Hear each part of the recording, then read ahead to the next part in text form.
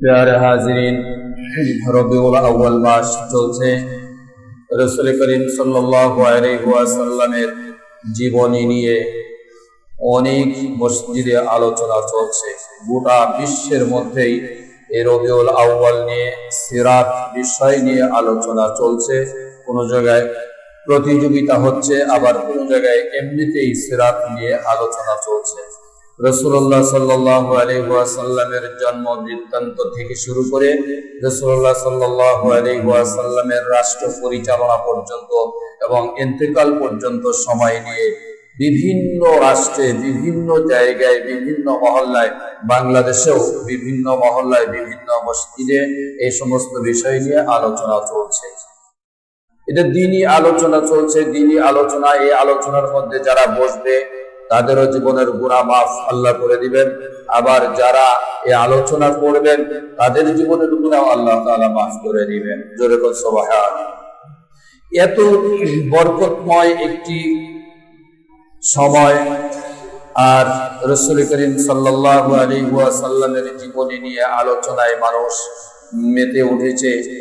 মানুষ রাসূলুল্লাহ সাল্লাল্লাহু আলাইহি ওয়াসাল্লামের জীবন আদর্শ শুনছে এবং মানার জন্য তারা আপ্রাণ চেষ্টা করছে। আবার এরই মধ্যে দিয়ে একদল মানুষ রাসূলুল্লাহ সাল্লাল্লাহু আলাইহি ওয়াসাল্লামের জীবন নিয়ে, অর্থাৎ এই মিলাদুন নবী নিয়ে, ওয়ালাদুন নবী নিয়ে এত বাড়াবাড়ি করছে, যেটা মুসলমানের ভিতরে একটা প্রশ্নবিদ্ধ হয়ে দাঁড়িয়ে যাচ্ছে। সারা বাংলাদেশের মধ্যে এবং বিশ্বের আনাচে কানাচে তাকালে পরে দেখা যায় বাংলাদেশে যত মাজার আছে, ভারত যত মাজার আছে, আমার মনে হয় যে আমরা যেটা মিডিয়ায় তাকায় দেখতে পাচ্ছি যে বাংলাদেশ এবং ভারতও বাংলাদেশ থেকে পিছিয়ে গেছে মাজারের দিক দিয়ে। এত পরিমাণে মাজার বাংলাদেশে হয়েছে, আর এত পরিমাণে মাজার পূজারী বাংলাদেশে আছে, যেটা মুসলমানদের ভিতরে প্রশ্ন এসে যায়। রাসূলুল্লাহ সাল্লাল্লাহু আলাইহি ওয়াসাল্লাম হাদিস শরীফের মধ্যে ইরশাদ করেছেন, তার জীবনের শেষ সময় যখন রাসূলুল্লাহ সাল্লাল্লাহু আলাইহি ওয়াসাল্লাম নিঃশ্বাস বের হয়ে যাচ্ছে না, এরকম অবস্থায় মনে যেন হচ্ছে জানটা বের হয়ে যাবে।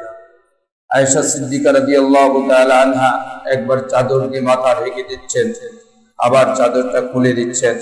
রাসূলুল্লাহ সাল্লাল্লাহু আলাইহি ওয়াসাল্লাম মাথা ঢেকে নিলেন, ঢেকে দেওয়া হলো, আবার মাথার চাদরটা মুখের উপর থেকে চাদরটা সরায় দিলেন, দিয়ে বললেন আমার ভয় হচ্ছে। সাহাবীদেরকে ডাকলেন, ডেকে বললেন যে তোমরা বিধর্মীরা, অর্থাৎ বিজাতিরা, ইহুদি নাসারা, তাদের অবস্থা যেমন, তারা যেমন নবীদের কবরকে মসজিদ বানিয়েছে, নবীদের কবরকে মাজারে পরিণত করেছে, আমার উম্মতেরা যেন এই আমার কবর নিয়ে এমন সিনিমিনি না করে, আমার কবরটাকে যেন মসজিদের স্থান না বানিয়ে নেয়, মসজিদ না বানিয়ে নেয়। এই নির্দেশ রাসূল করিম সাল্লাল্লাহু আলাইহি ওয়াসাল্লাম শেষ সময় পর্যন্ত দিয়ে দিলেন। মক্কা বিজয়ের পর রাসূলুল্লাহ সাল্লাল্লাহু আলাইহি ওয়াসাল্লাম হযরত আলী রাদিয়াল্লাহু তাআলা আনহুকে বললেন, এবং খালিদ ইবনে ওয়ালিদ রাদিয়াল্লাহু তাআলা আনহু যখন ইসলাম গ্রহণ করেছিলেন, ইসলাম গ্রহণের পর মক্কা বিজয় হলো, খালিদ রাদিয়াল্লাহু তাআলা আনহুকেও এই নির্দেশ দেওয়া হয়েছিল। আলী রাদিয়াল্লাহু তাআলা আনহুকে বলা হলো যে যেখানে তুমি উঁচু কবর দেখবা, যেখানে মাজার দেখবা, সেই মাজারগুলো ভেঙে একেবারে চুরমার করে দিবা, সেই জায়গায় যেন কোনো কিছু না থাকে, মাটির মতো সমান করে দিবা। আলী রাদিয়াল্লাহু তাআলা আনহু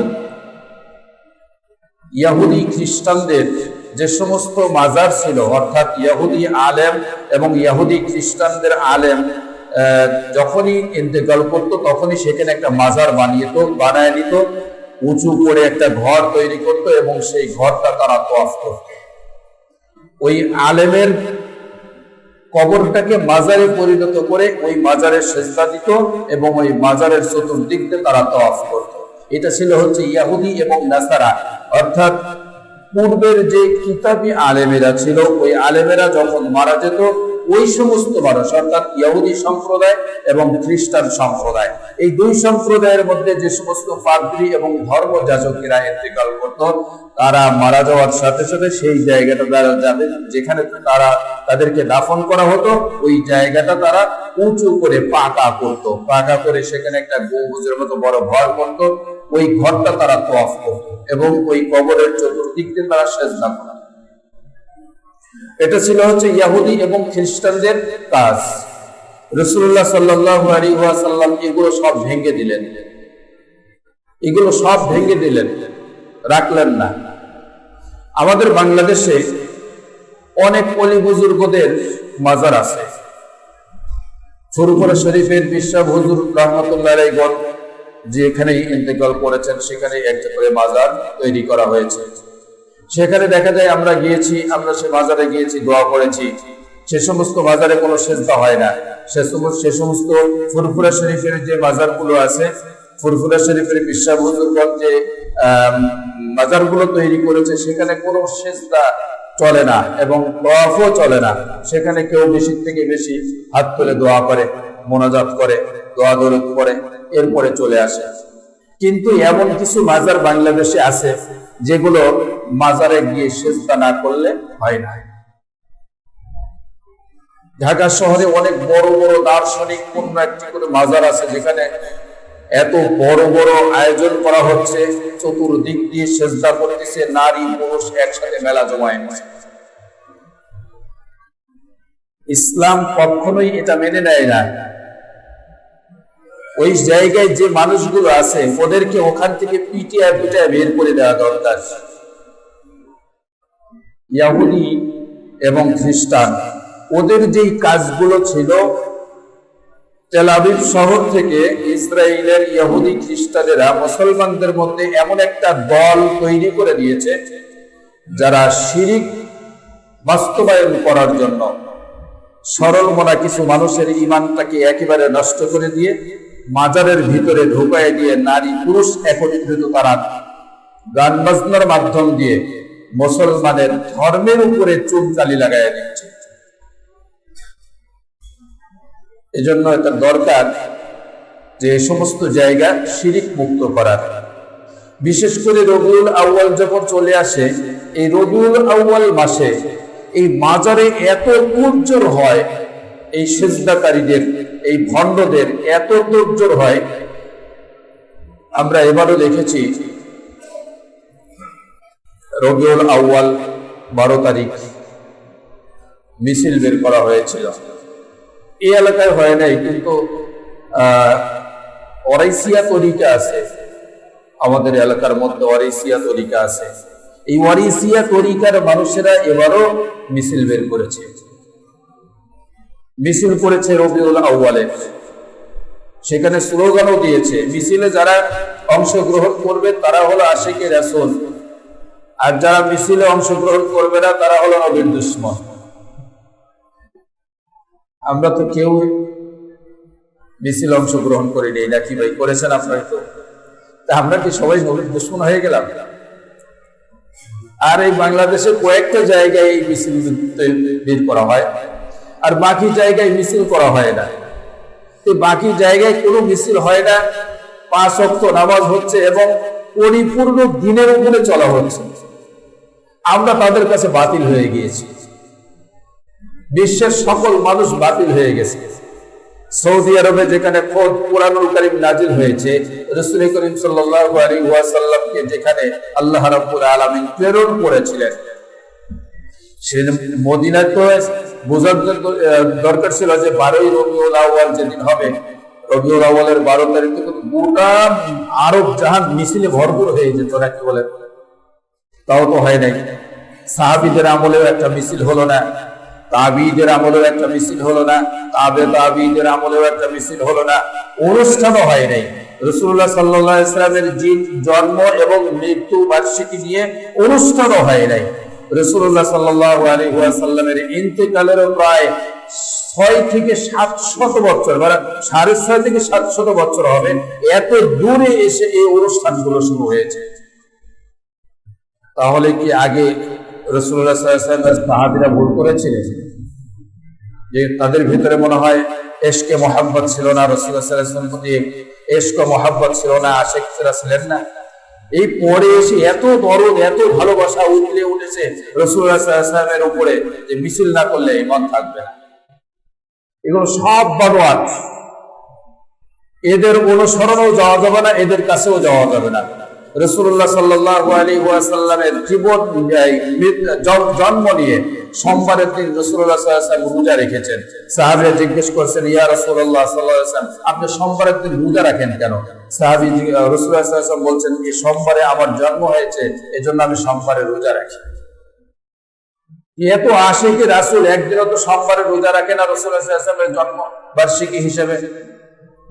সপ্তাহে প্রতি সপ্তাহে সোমবার একটা করে যায়, সপ্তাহে একটাও না, মাসে একটাও না, বছরে একটাও রোজা রাখে না। আশিকি রাসূল, বড় বড় আশিকি রাসূল। রাসূলুল্লাহ সাল্লাল্লাহু আলাইহি ওয়াসাল্লাম যেদিন দুনিয়ার বুকে আগমন করবেন, সাফিয়া রাদিয়াল্লাহু তাআলা আনহা বলেন যে আমি রাসূলুল্লাহ সাল্লাল্লাহু আলাইহি ওয়াসাল্লাম আমার ভাতিজা যখন আমিনা রাদিয়াল্লাহু তাআলা আনহার সন্তান ভূমিষ্ঠ হবে এরকম সম্ভাবনা আসলো, ওই রাত্রে আমি আমিনা রাদিয়াল্লাহু তাআলা আনহার ঘরে অবস্থান করতেছিলাম। আমি ওই ঘরে অবস্থান করছিলাম, আমি দেখেছি আসমান থেকে তারকাগুলো একের পর এক আস্তে আস্তে মক্কা শরীফের উপরে, কাবার উপরে জড়ো হওয়া শুরু হয়ে গেল। এত পরিমাণে জড়ো হতে থাকলো এই তারকা রাজিগুলো, এই মক্কার ঘর, আমিনার ঘর থেকে আমি গোটা বিশ্ব যেন দেখতে পাচ্ছিলাম। এমনকি পারস্যের যে সম্রাট ছিল সেই প্রাসাদ পর্যন্ত আমি দেখতে পাচ্ছিলাম। আমরা স্পষ্ট দেখেছি। এটা কোন কুদরত আল্লাহ রাব্বুল আলামিন দেখিয়ে দিয়েছিলেন। হযরত সাফিয়া রাদিয়াল্লাহু তাআলা আনহা বলেন যে যখন হযরত নবী করিম সাল্লাল্লাহু আলাইহি ওয়াসাল্লাম ভূমিষ্ঠ হবেন, ওই সময় আমিনা রাদিয়াল্লাহু তাআলা আনহার ঘরের ছাদের উপরে, চালের উপরে আসমান থেকে অনেকগুলো বড় বড় তারকা এসে পড়ে গেল। সে ঘরটা একদম নূরে নূরান্বিত হয়ে গেল। আমরা একেবারে আলোয় উদ্ভাসিতের মধ্যে পড়েছিলাম যে এত বড় বড় আলো কিসের থেকে আসতেছিল। আমরা তাকিয়ে তাকিয়ে দেখলাম যে আসমান থেকে বড় বড় তারকাগুলো খসে খসে চলে আসছে মা আমিনা রাদিয়াল্লাহু তাআলা আনহার ঘরের উপরে বসে। গোটা আরব জাহান আলোকিত হয়ে গিয়েছে।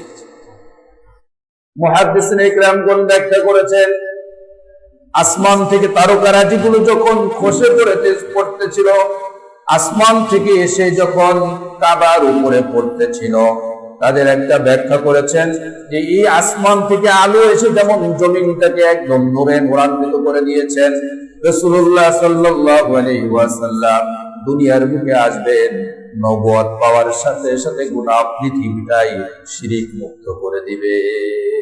জোরে বল সুবহানাল্লাহ। শিরিক মুক্ত করে দিবেন। সাহাবারা রাসূলুল্লাহ সাল্লাল্লাহু আলাইহি ওয়াসাল্লামের আদর্শকে ধরে গোটা পৃথিবী শিরক মুক্ত করার জন্য প্রক্রিয়া চালিয়েছে। কিয়ামত পর্যন্ত এই প্রক্রিয়া চলতেই থাকবে। মুসলমানরা শিরিক থেকে দূরে থাকবে, শিরিকের কাছেও যাবে না। শিরিক সবচেয়ে বড় একটা জুলুমের গুনাহ। যারা শিরিক করবে তাদের জন্য জান্নাত হারাম হয়ে যাবে। রাসূলুল্লাহ সাল্লাল্লাহু আলাইহি ওয়াসাল্লাম ইরশাদ করেছেন, একজন মানুষ গোটা পৃথিবীর মধ্যে যত বালু কণা রাষ্ট্র রয়েছে, এই সমস্ত বালু কণা সমপরিমাণ গুনাহ নিয়ে হাজির হবে। শুধু শিরিক থাকবে না, তার ভিতরে গুনাহের ভিতরে শিরিক থাকবে না। শিরিক ব্যতীত যত রকমের বড় বড় গুনাহ আছে সব গুনাহগুলো সেই দপ্তরের মধ্যে থাকবে। আল্লাহ রাব্বুল আলামিন তার গুনার দিকে তাকিয়ে বলবেন, বান্দা এত গুনাহ করেছিস, পৃথিবীর বালু কণা সমপরিমাণ তুই গুনাহ করেছিস, কিন্তু শিরিক তুই করিস নাই। আজকে তোর গুনাহগুলো আমি সব মাফ করে দিলাম। বান্দাকে জান্নাত দেওয়া হবে। এত বিশাল আকারের অফার আল্লাহ রাব্বুল আলামিন দিয়েছেন। যদি শিরিক থেকে কোনো বান্দা মুক্ত থাকে, বড় বড় যদি গুনাহও থাকে, তবুও আল্লাহ বান্দার গুনাহগুলো মাফ করে দিবেন। কিন্তু আজকে বাংলার জমিনে যেই পরিমাণ শিরিক চলছে, যেই পরিমাণ শিরিকের সয়লাভ চলছে, যা গোটা বাংলার জমিন থেকে যেন মনে হয় শিরিকের সাথে একদম মিশিয়ে দেওয়া হচ্ছে। ঘরের থেকে শুরু করে রাষ্ট্র পর্যন্ত শিরিকে একদম ভরপুর। মাজারের দিকে তো যাওয়ারই জোড়াই, কত বড় বড় জাতরেল অলির রূপ ধারণ করে তারা পর্যন্ত খাট পূজারি শুরু করে দিয়েছে। এত বড় বড় দার্শনিক পূর্ণ বড় বড় আলেম ছিল, বড় বড় পীর সাহেব ছিল এই বাংলার জমিনে, তারা পর্যন্ত শিরিকের সাথে লিপ্ত হয়ে পড়েছে। তাদের মুরিদানরাও এখন শিরিকের সাথে জড়িত। শিরিক মুক্ত অবস্থায় পীর সাহেব হাতে গোনা কিছু পাওয়া যায়, আর বেশিরভাগ পীর সাহেবদের মধ্যেই দেখা যায় শিরিক কাজ করতেছিল। আল্লাহ রাব্বুল আলামিন শিরিকটাকে এত জঘন্য পাপ বলেছেন, শিরিকের গুনাহ কখনোই আল্লাহ রাব্বুল আলামিন ক্ষমা করবেন না। রাসূলুল্লাহ সাল্লাল্লাহু আলাইহি ওয়াসাল্লাম যেদিন আগমন করবেন, মা আমিনা রাদিয়াল্লাহু তাআলা আনহা স্বপ্ন দেখেছিলেন যে আসমান থেকে একটি তারকা তার কোলের উপরে বসে পড়েছে। মা আমিনা রাদিয়াল্লাহু তাআলা আনহা আব্দুল মুত্তালিবকে বললেন, আব্বাজান, আমি একটা স্বপ্ন দেখেছি, ব্যাখ্যা করে দেন।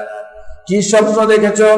আসমান থেকে একটি তারকা আসছে আমার কাছে, আমার গায়ের সঙ্গে মিশে গেল তারকাটা, ব্যাখ্যাটা কি হবে? আব্দুল মুত্তালিব স্বপ্নের ব্যাখ্যা জানতেন, তারপরেও বললেন, আমি রাহেবের কাছ থেকে স্বপ্নের ব্যাখ্যা নিয়ে আসবো। স্বপ্ন যাজকের কাছে গেলেন, গিয়ে বললেন, স্বপ্ন যাজক, যদি কোনো ব্যক্তি এমন স্বপ্ন দেখে যে আসমান থেকে তারকা এসে তার কোলের উপরে বসে পড়েছে, ব্যাখ্যা কি হবে? স্বপ্ন যাজক বলে দিলেন, আব্দুল মুত্তালিব, তুমি যে স্বপ্নের ব্যাখ্যা শোনার জন্য আসছো, নেওয়ার জন্য আসছো, এই স্বপ্নের ব্যাখ্যাটা দেওয়ার জন্য শর্ত লাগবে। বিনা শর্তে এই স্বপ্নের ব্যাখ্যা করা যাবে না। এই স্বপ্নের ব্যাখ্যা করার জন্য 1 নম্বর শর্ত হতে হবে, যিনি স্বপ্ন দ্রষ্টা, স্বপ্ন যিনি দেখেছেন তার মহিলা হতে হবে, পুরুষ হওয়া যাবে না। আব্দুল মুত্তালিব বললেন, হ্যাঁ, যিনি স্বপ্ন দেখেছেন, স্বপ্ন দ্রষ্টা, অবশ্যই সে মহিলা। আব্দুল মুত্তালিবকে বললেন, শুধু মহিলা হলেই চলবে না, ওই মহিলাটার নাম কিন্তু আমেনা হতে হবে। আব্দুল মুত্তালিব বললেন, হ্যাঁ, মহিলার নাম আমেনা।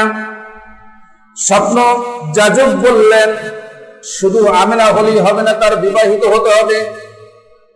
আব্দুল মুত্তালিব বললেন, হ্যাঁ, সে মহিলার বিবাহ হয়েছে। আবার স্বপ্ন যাজক বললেন, শুধু বিবাহ হলেই হবে না, যার সঙ্গে আর সেই মেয়েটার আমিনার বিবাহ হয়েছে, ওই আমিনার স্বামীর নাম হতে হবে আব্দুল্লাহ। আব্দুল মুত্তালিব বললেন, হ্যাঁ, সে মেয়েটির স্বামীর নাম আব্দুল্লাহ। স্বপ্ন যাজক বললেন, শুধু আব্দুল্লাহ হলেই চলবে না, আজ থেকে কমপক্ষে 6 মাস পূর্বে তার ইন্তেকাল হতে হবে। আব্দুল মুত্তালিব বললেন, হ্যাঁ, আজ থেকে 6 মাস পূর্বে আমার সন্তান আব্দুল্লাহ ইন্তেকাল করেছে। স্বপ্ন যাজক বললেন, তাহলে তোমার কোনো চিন্তার কারণ নাই, আমি স্বপ্নের ব্যাখ্যা করে দিতেছি। সবে সাদেকের মধ্যেই তোমার ঘরে আখিরি জামানার পয়গম্বর নবী মুহাম্মদুর রাসূলুল্লাহ সাল্লাল্লাহু আলাইহি ওয়াসাল্লামের জন্ম হবে। সুবহানাল্লাহ। রাসূলুল্লাহ সাল্লাল্লাহু আলাইহি ওয়াসাল্লাম দুনিয়ার বুকে আগমন করবেন। আব্দুল মুত্তালিব যখন শুনতে পেয়েছেন যে আমার ঘরে আমার নাতি আসবে, তিনি হবেন আখিরি জামানার পয়গম্বর নবী মুহাম্মদুর রাসূলুল্লাহ সাল্লাল্লাহু আলাইহি ওয়াসাল্লাম, খুশিতে বাগবাগ হয়ে গিয়েছেন। স্বপ্নদ্রষ্টা স্বপ্ন দেখেছেন, আর স্বপ্ন যাজক রাহেব আব্দুল মুত্তালিবের হাতটা ধরেছেন। ধরার পরে তিনি পাহাড়ের দিকে নিয়ে যায়, পাহাড়ের দিকে উঠায় নিয়েছে, পাহাড়ের উপরের টিলার দিকে উঠায় নিয়ে যাচ্ছিলেন।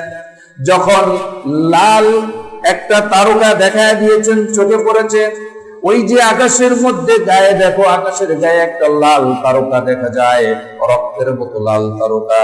আমরা তাওরাত কিতাবের মধ্যে পড়েছি, ইনজিল কিতাবের মধ্যে পড়েছি, এই মহিলা স্বপ্ন দেখবে আর যেদিন আকাশের গায়ে ওই চাঁদ ওই তারকা উদিত হবে, ওই দিন সুবহে সাদেকের সময় নবী মুহাম্মদুর রাসূলুল্লাহ সাল্লাল্লাহু আলাইহি ওয়াসাল্লাম তোমার পুত্রবধূ আমেনা রাদিয়াল্লাহু তাআলা আনহার পেট থেকে দুনিয়ায় আগমন করবে। আব্দুল মুত্তালিব একটা তোয়ালি কিনছে, সেখান থেকে চলে আসতেছিল। এদিকে মক্কা নগরীতে বহুদিন হলো বৃষ্টি হয় না, অনেক দিন বৃষ্টি হয় না, মরুভূমিতে পরিণত হয়ে গিয়েছে। গাছপালাগুলো সব একদম শুকায় যাচ্ছে, এত পরিমাণে শুকায় গিয়েছে যেন মনে হচ্ছে গাছগুলো সব মরে যাচ্ছে। ঘাসপালা তরুলতা যা আছে সব মৃত্যুর দিকে চলে গেছে, শুকায় গিয়েছে। বৃষ্টির এত অভাব, জমিন শুকায় গেছে, জমিন মরে গেছে। বৃষ্টির জন্য মানুষ হাহাকার। এখনো তো বৃষ্টির জন্য মানুষ রাস্তায় খোলা ময়দানে নামাজ আদায় করছে, কত জায়গায় নামাজ আদায় করে, বাংলাদেশেও করে। ওই সময় মরুভূমির মধ্যে মক্কার মানুষেরা সব একত্রিত হয়েছে, লাত উজ্জার কসম খাচ্ছে, কাবার কসম খাচ্ছে, আর দোহাই দিয়ে দিয়ে তারা আল্লাহর কাছে বৃষ্টি কামনা করতেছিল। ওই পথে আসতেছিল আব্দুল মুত্তালিব, রাসূলুল্লাহ সাল্লাল্লাহু আলাইহি ওয়াসাল্লামের দাদা। তিনি বললেন, আগামী কালকে তোমাদের এখানে বৃষ্টি হবে। কাবা শরীফের চাবি রক্ষক মতওয়াল্লি আব্দুল মুত্তালিব এই ঘোষণা যখন দিয়েছে, অবশ্যই আগামী কালকে এই দ্বিপ্রহরের মধ্যে বৃষ্টি হবে। ওই দেশের মানুষ ওই সময় তারা আলোচনা করতেছিল, যেহেতু কসমের সাথে বলে ফেলছে আগামীকালকে অবশ্যই দ্বিপ্রহরের মধ্যে বৃষ্টি হবে, আব্দুল মুত্তালিবের এই কথা যদি সঠিক না হয় তাহলে তার মতওয়াল্লির দায়িত্ব থেকে তাকে সরাইয়া দেওয়া হবে। কাবা শরীফের মতওয়াল্লি সে যখন কোনো কথা বলবে অবশ্যই তার মেপে কথা বলতে হবে, যেমন তেমন কথা তার বলা যাবে না। আব্দুল মুত্তালিব সেখান থেকে চলে আসছে রাসূলুল্লাহ সাল্লাল্লাহু আলাইহি ওয়াসাল্লামকে পরের দিন সকালবেলা কোলে নিয়েছে, নিয়ে ওই ময়দানের দিকে রওনা দিয়েছে। ওদিকে ময়দান ভর্তি হয়ে গেছে মানুষ।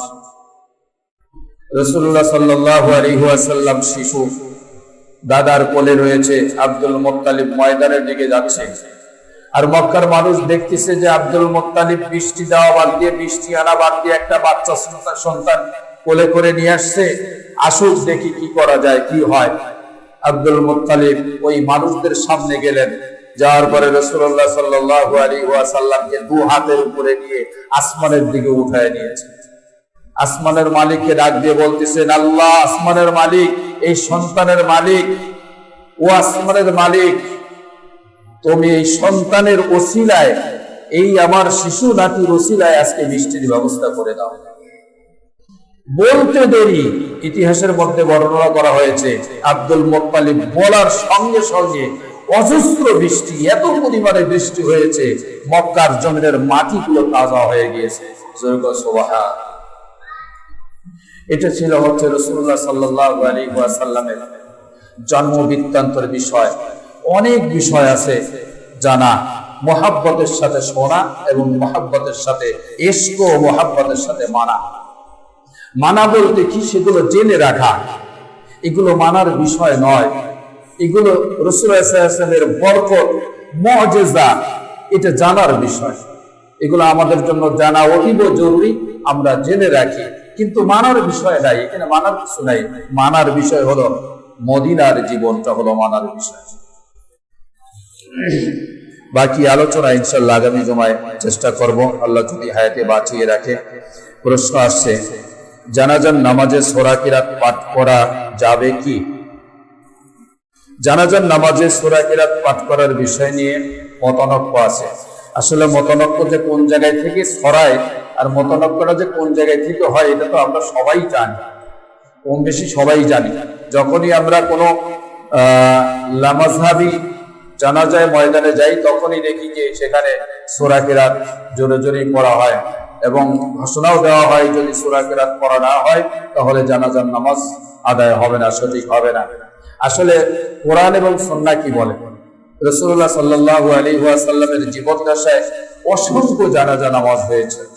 রাসূলুল্লাহ সাল্লাল্লাহু আলাইহি ওয়াসাল্লাম কি কোনো জানাজার নামাজে সূরা কিরাত পড়েছেন কিনা এরকম রিওয়ায়াত ১৬ লক্ষ সাহাবী বিদায় হজের সময় ছিলেন, আরো কত সাহাবী বাড়িতে ছিলেন, কত মুরব্বী সাহাবী সে সময় যেতেই পারছিলেন না, দায়িত্বরত দেশে ছিলেন, মহল্লায় ছিলেন। কোন একজন সাহাবীর থেকে এই রাওয়ায়াত নাই যে রাসূলুল্লাহ সাল্লাল্লাহু আলাইহি ওয়াসাল্লাম জানাজার নামাজ পড়তে আমরা দেখেছি হুজুর সাল্লাল্লাহু আলাইহি ওয়াসাল্লাম সূরা কিরাত পাঠ করেছেন এবং সূরা ফাতিহার সঙ্গে আরেকটা সূরা মিলিয়েছেন, এরপরে দোয়া করেছেন।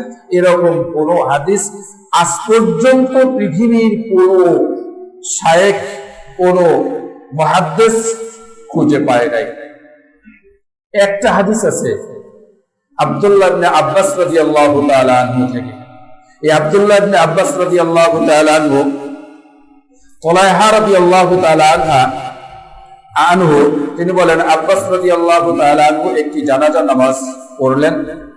আমি সেখানে অবস্থান করতেছিলাম, আমি তার পিছনে নামাজ আদায় করেছি।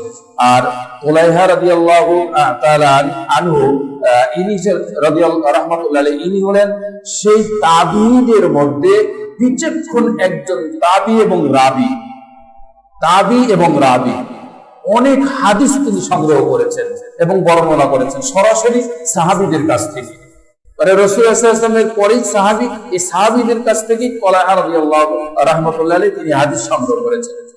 তা উনি বলেন যে আমি আব্দুল্লাহ ইবনে আব্বাস রাদিয়াল্লাহু তাআলা আনহুর পিছনে জানাজার নামাজ পড়লাম।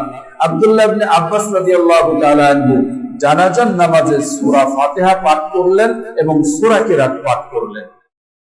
আমি আশ্চর্য হয়ে গেলাম। তুলাইহা রাদিয়াল্লাহু তাআলা আনহু বলতেছেন যে আমি আশ্চর্য হয়ে গেলাম। তিনি যখন নামাজ শেষ করলেন আমি তার দুই হাত মজবুত করে ধরলাম। ধরার পরে বললাম যে রাসূলুল্লাহ আব্দুল্লাহ ইবনে আব্বাস, এটা কি সুন্নাত? আপনি যে সূরা কিরাত পড়লেন, ফাতিহা পড়লেন, এটা কি সুন্নাত? আব্দুল্লাহ ইবনে আব্বাস রাদিয়াল্লাহু তাআলা আনহু বললেন, হ্যাঁ এটা সুন্নাত। তুলাইহা রাদিয়াল্লাহু তাআলা আনহু বলেন যে আমি হযরত আবু বকর রাদিয়াল্লাহু তাআলা আনহুর পিছনে জানাজার নামাজ পড়েছি। আবু বকর রাদিয়াল্লাহু তাআলা আনহু জানাজার নামাজে সূরা ফাতিহা, সূরা কিরাত পাঠ করেন নাই। এরপরে আমি ওমর রাদিয়াল্লাহু তাআলা আনহুর পিছনে জানাজার নামাজ পড়েছি। ওমর রাদিয়াল্লাহু তাআলা আনহু জানাজার নামাজে সূরা ফাতিহা, সূরা কিরাত পাঠ করেন নাই। উসমান রাদিয়াল্লাহু তাআলা আনহুর পিছনে জানাজার নামাজ পড়েছি, সেখানে উসমান রাদিয়াল্লাহু তাআলা আনহু জানাজার নামাজে সূরা ফাতিহা এবং সূরা কিরাত পাঠ করেন নাই।